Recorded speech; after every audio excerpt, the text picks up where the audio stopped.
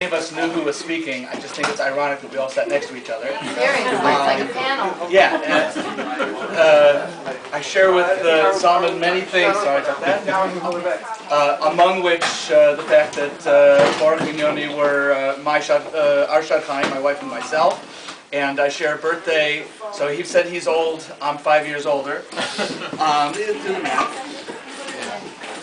We have the same birthday. That's a whole story. It's a whole story. The past 45 days or so have been a very difficult period of transitions. Yoni mentioned about Nebuch death being imminent. And then after Baruch was Nifter until he's buried, and then Shiva, and now Shloshim. These are all periods that you have to kind of adjust, and you realize there's a new reality and new things that come along with it. Baruch has been throughout almost my entire life in New York a part of transitions, and to me that's the most important role that he's played in my life. I think it's interesting because we always walk into a situation. Most of us walked into Baruch and Yoni's household, and we felt like that's the way it is, that's the way it always was, and we're the new factor. And then you realize later that things are changing for them also. So as I was meeting my wife at the Burgers, sorry about the hat.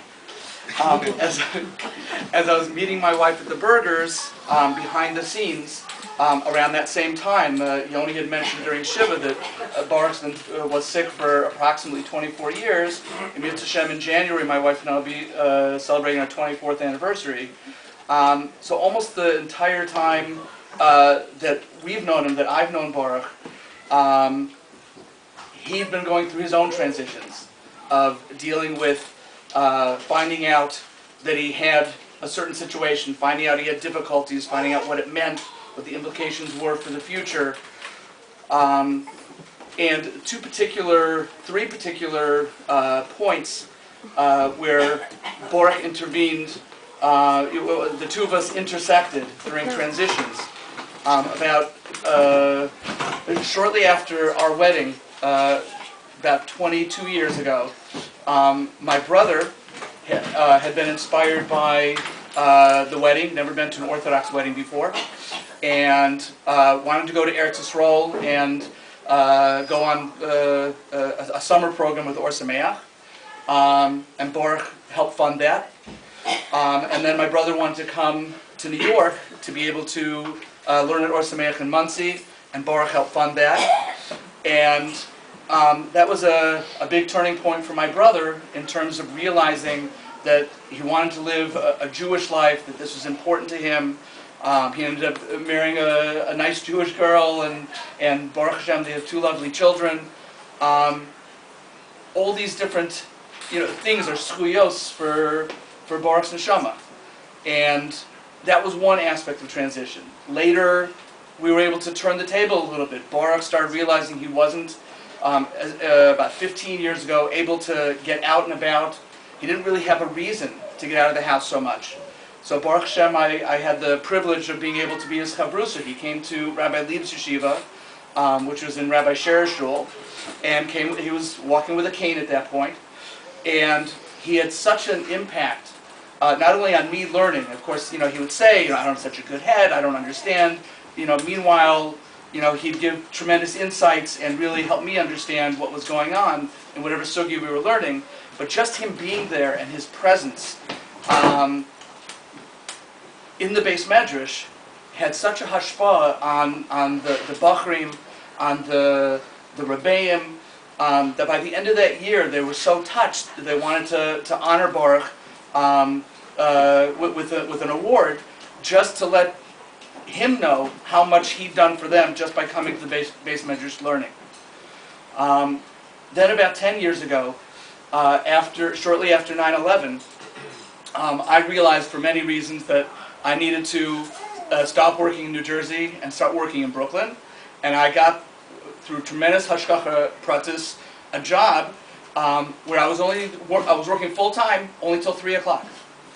and I was able to sit down in the afternoons with Baruch and have lunch together. We were able to learn together. This is when he was still able to see on the computer with the larger print.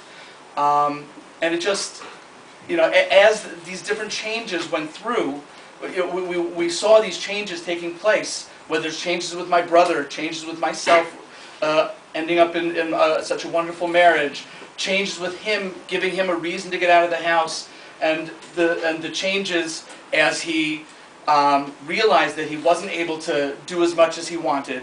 At that point, he was barely able to use his hands, but he could still use his eyes and a little bit his mouth to be able to learn. And it just is such a powerful message for me, and I hope for all of us.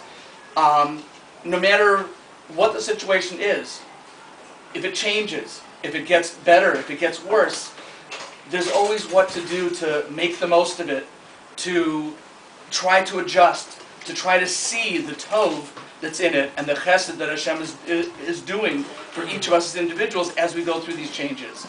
And for me, it was just a living example of how to go with the flow, how to take each situation and understand truly, not as a catchphrase, but truly the gamzu l'tova. And how is it tova?